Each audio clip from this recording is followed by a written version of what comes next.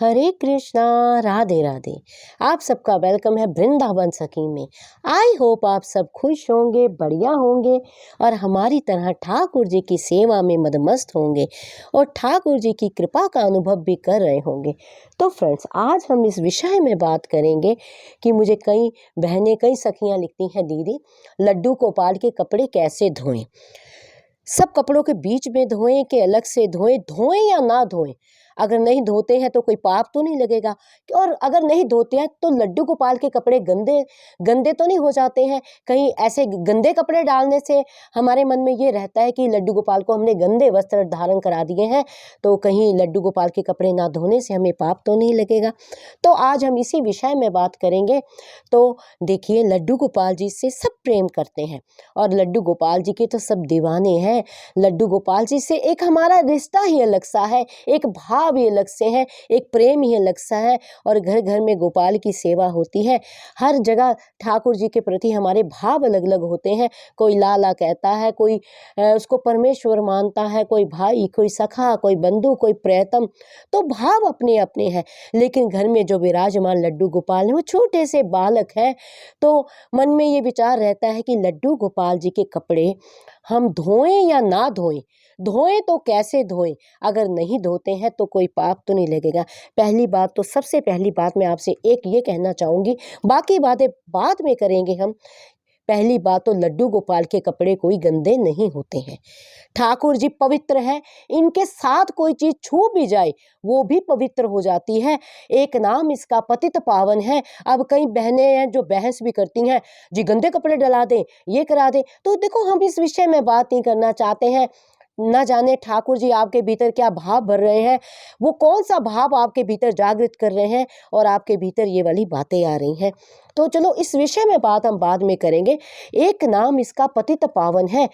तो ठाकुर जी पतितों को पावन करने वाले हैं, तो उनके वस्त्र कैसे गंदे हो सकते हैं। और दूसरी बात, वैसे तो जो शास्त्रों के अनुसार देखें तो ठाकुर जी के जो वस्त्र हैं उन पे साबुन नहीं लगाना चाहिए। साबुन केमिकल वाला होता है, अशुद्ध होता है। और आप अगर हमारे ब्रज में आए, हमारे वृंदावन में आए, हमारे वृंदावन के ठाकुर, सबसे प्यारे, सबसे लाडले ठाकुर बांके बिहारी जी को आपने दर्शन किए होंगे। उन्हीं के दर्शन के लिए लोग भागे भागे जाते हैं, दूर दूर से जाते हैं। और आप देखेंगे, अधिकतर ब्रज के सारे ठाकुर स्वयंभू हैं, स्वयं प्रकट हुए हैं। किसी मूर्तिकार ने उस मूर्ति को नहीं बनाया है।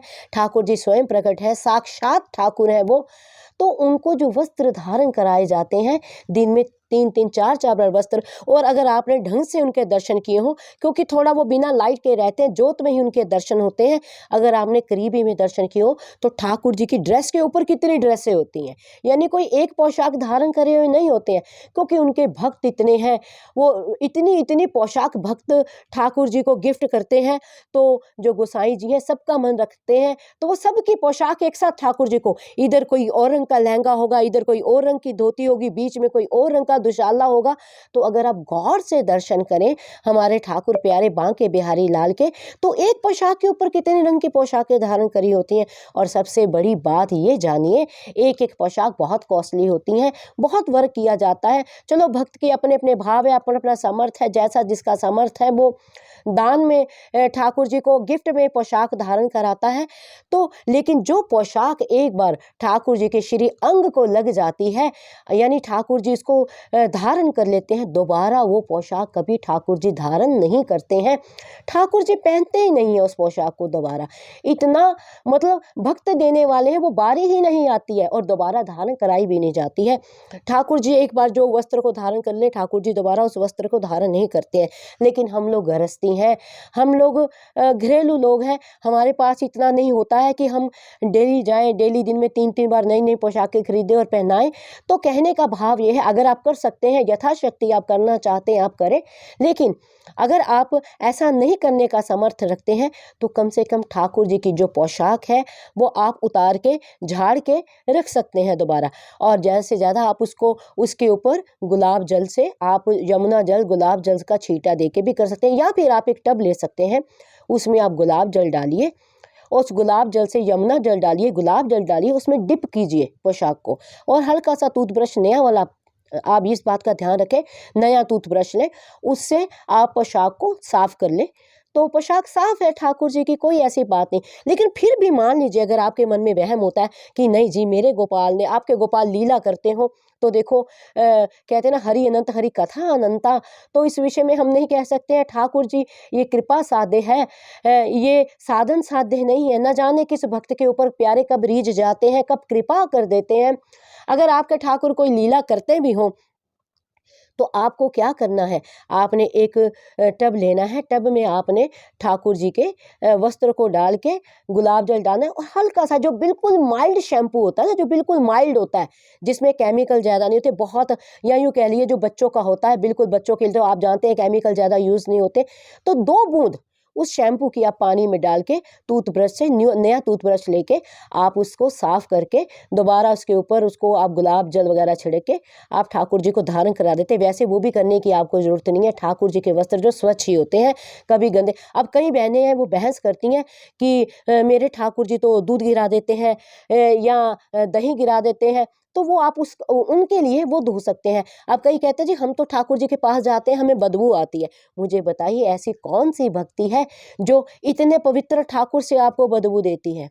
बताइए, ठाकुर जी की जब हम नाम जप करते हैं, ठाकुर जी की जब हम सेवा करते हैं, तो ये सतह ही हमारे भीतर जो है ठाकुर जी की ये एक रूप सिद्धि ठाकुर जी के हमारे भीतर आ जाती है, हमारा रूप रंग भी ठाकुर जी की तरह होने लग जाता है।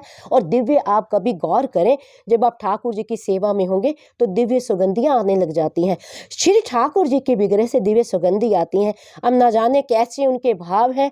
अब मैं उत्तर देना मैंने उचित नहीं समझा, मुझे कई बहनों ने लिखा कि हमें तो ठाकुर जी के कपड़ों में से बदबू आती है। तो अब आप ही जाने आपके कैसे भाव हैं, आपके ठाकुर जी आपको बदबू दे रहे होंगे, हमारे ठाकुर जी के भीतर से तो इतनी दिव्य सुगंधियाँ आती हैं। तो कहने का भाव है कि अगर आपको फिर भी मन है तो बिल्कुल लाइट माइल्ड शैम्पू जो होता है बच्चों वाला, उसकी 2-4 बूंदें डाल के आप पोशाक को साफ कर सकते हैं और उसके बाद उसे गुलाब जल में डिप करके पोशाक को दोबारा स्वच्छ करके आप ठाकुर जी को धारण करा सकते हैं। तो इतना ही आपको करना है, इससे ज़्यादा ये साबुन से घिसना, ब्रशों से घिसना, ये केमिकल वाले साबुन होते हैं और ठाकुर जी की किसी भी वस्तु को केमिकल नहीं लगाना चाहिए। तो आई होप आपके प्रश्न का उत्तर आपको मिल गया होगा कि अपने लड्डू गोपाल जी के वस्त्र आपको किस प्रकार धोने हैं भी कि नहीं धोने हैं तो किस प्रकार धोने हैं। फिर भी अगर आपके मन में किसी प्रकार का कोई संशय हो, किसी प्रकार की भी कोई क्वेरी हो, तो मुझे आप कमेंट बॉक्स में लिखिए। जितना मैंने संतों की वाणी से सुना है, जितना मैंने ठाकुर जी के प्रेम में अध्ययन किया है, जितना श्याम सुंदर के प्रेम में मैंने पाया है, रसिकों के संग से पाया है, उसके अकॉर्डिंग ही आपके प्रश्नों का उत्तर मैं आपको देती हूँ। तो अगर आपको ये वीडियो अच्छा लगा हो, ये सुंदर सुंदर प्यारे श्याम सुंदर आपको अच्छे लगे हो, तो इस वीडियो को लाइक करना, शेयर करना, सब्सक्राइब करना ना भूलें। हरे कृष्णा, राधे राधे।